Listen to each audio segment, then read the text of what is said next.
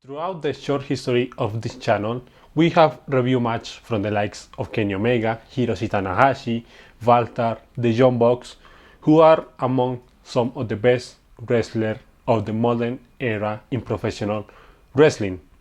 But there's one guy missing, Kazuchika Okada, arguably one of the best wrestlers in the history of professional wrestling and possibly the best wrestler in New Japan Pro Wrestling history.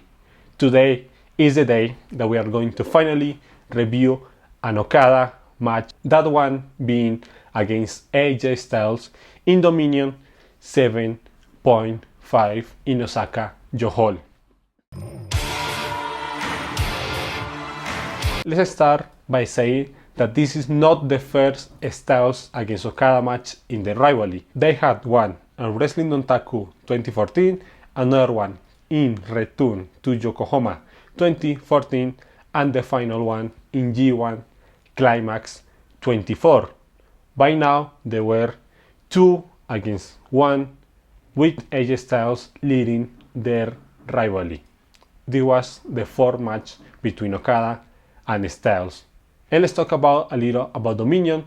Dominion is said to be New Japan's second biggest pay-per-view of the year after Wrestle Kingdom. So the odds against this match were pretty high. The story behind this is pretty simple. After the departure of Prince Devitt, also known as Finn Balor, to WWE, Bullet Club needed a new leader, and that one was AJ Styles, coming right from TNA. His first appearance in New Japan Pro Wrestling was by attacking Kazuchika Okada, who was the champion at that time. And AJ's first match in New Japan was against Okada in Sakura Genesis for the title, with AJ picking up the victory and winning the world champion in his first match, in his debut. That's just crazy. This was AJ's second reign as world champion. The first one came to an end after losing to Hiroshi Tanahashi, and then he regained the title from Tanahashi. In his second reign, this was AJ's second defense. The first one was against Kota Ibushi at Deep Action Attack 2015. By the way, I already reviewed this match on my channel. I'm going to leave the video up here so you can check it out. We already talked about the history behind this match. Now let's get into the match itself. As we see AJ coming down with the Bullet Club, we can see that the Bullet Club is full of gold. You have AJ as the world champion, the Good Brothers, Carl Anderson and Luke Gallows as the heavyweight tag team champion, and the Young Bucks, Matt Jackson and Eddie Jackson as the junior tag team champions. It was basically the most gifted faction in all the world of professional wrestling in 2015. The only one that has lost the title was Kenny Omega, who lost the junior title before in the same pay-per-view against Kushida. The first half of the match is AJ beating Okada in the athleticism side of the match, and this is pretty surprising because throughout the years of Okada, throughout all his matches, he's never been beaten this way. But now he has AJ Styles, a guy coming from USA, completely beating Okada in what he feels most comfortable doing. So this is already getting you excited, making you feel more into the match. What is Okada going to do? Is he going to let AJ beat him again? Because other thing interesting about this is that Okada, after his feud against Tanahashi, he was never down in wins and loss record against a wrestler. He was always up. He was the dominant wrestler of the rivalry. But now he's losing 2 against 1 against Styles. He's never beaten Styles for a title, and this could possibly be his last chance to regain what he loves the most, the IWGP Heavyweight Champion. Here comes a more sports entertainment moment rather than pure wrestling. We have AJ coming into the ring, and he does the mythical socket sign from DX, from the Generation X, Triple H and Shawn Michaels from WWE. And a few minutes later, we see the referee doing the same sign as he was pulling out the Bullet Club from AJ's corner because they were attacking Okada. It was pretty funny seeing the referee make fun of AJ. This shows how much New Japan really hates the Bullet Club, because the Bullet Club are some bullies coming from another places. They are not from Japan, they are from United States, and they are basically disrespecting the feeling of Japanese wrestling, which is among the respect between the other wrestlers, the title, and the company. So it was pretty funny seeing this part, except when Nick Jackson threw himself to the floor and began to act like a baby crying. That was honestly so cringe. I never want to see that again, but the rest was actually pretty fun. Now we were in a fair match. AJ didn't have the Bullet Club, and Okada only had Gedo, but Okada is face, so Gedo's not going to interfere at all. So now it was a fair one-on-one match between two of the best wrestlers in the world. And this half of the match really shows they are amazing. The combinations between hitting, the sequence, pure speed, agility. This last half of the match is so simple, yet is done to perfection. They are not pulling corners, they are not pulling Spanish flies, they are not doing big top rope moves, they are just doing kicks, punches, drop kicks. Like, I have never seen better drop kicks doing in any match rather than this one.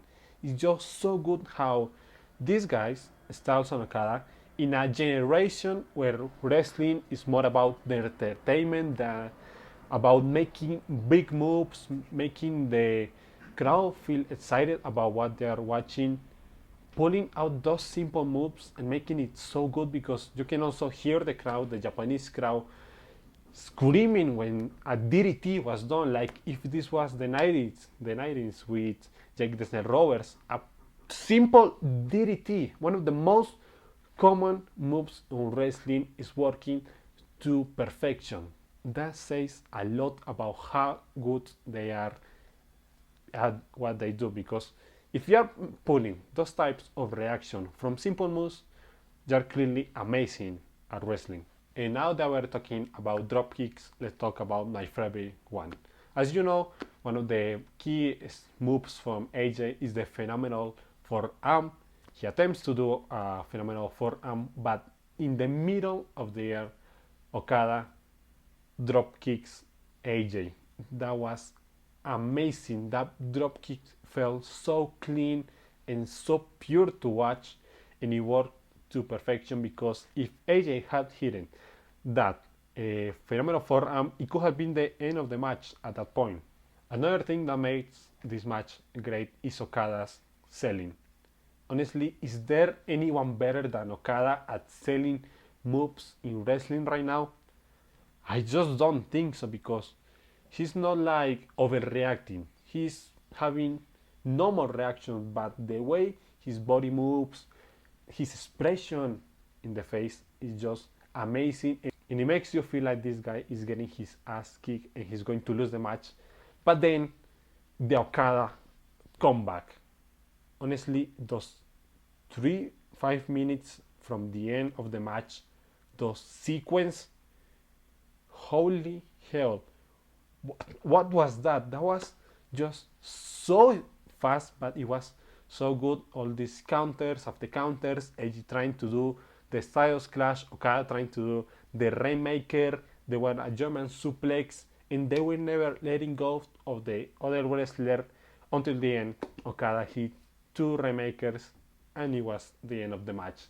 And the end of AJ Styles' second reign as IWGP Heavyweight Champion. The meaning of this match is basically that Okada was now back on top of New Japan Pro Wrestling. He was once again champion, his third reign as IWGP Heavyweight Champion, and honestly, from this match on, the peak of Okada starts. I have never seen a wrestler on this level that Okada was from 2015 to now to 2021 because he's still having great matches this year. And of course, it was the end of AJ Styles' era as the Bullet Club leader. I know he was betrayed in 2016 by Kenny Omega after losing the match against Nakamura at Wrestle Kingdom, but he never won back a title again in New Japan. He failed to capture the title from Okada at Kings of Pro Wrestling 2015. I actually recommend to watch that match a lot. And he didn't win the tag titles, he never won the Intercontinental title, he never won anything from then, and then he went to WWE in 2016, and honestly the rest is history.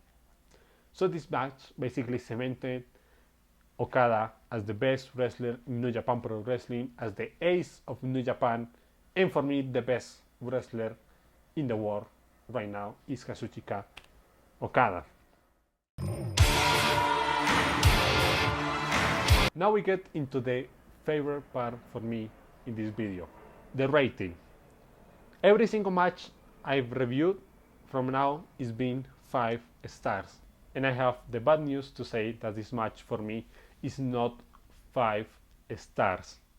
I know I've been saying lots of good things about this match, about Okada, about AJ, but let's be fair, there's better Okada and AJ matches out there. Let's say Okada against Shibata, Styles against Ibushi, Styles against Cena, Okada against Omega. There are so much better matches than this out there for these two wrestlers, but it's still amazing how they made something so simple great. So the rating for the match is 4.5 stars. It's still a pretty good rating. It was a really good match. And honestly, if AJ leaves WWE, maybe he could go against Okada another time, because they are actually 3 against 2, 5 matches, maybe a 6 match between Okada and AJ. Sign me up, I would like to watch. Now guys, I want to hear your opinion about this match. Let me know in the comments. How would you rate this match? And if you want to take participation for the matches I review, go follow me on Instagram. I always make polls about the match that I'm going to review next, so you can guys choose it. This will be the end for today's video. Sorry for 1 month of inactivity, but I was on vacation, so I couldn't really upload. Remember to hit the like button if you like the video. If you're not subscribed, subscribe it, and we will see again another time. Bye bye.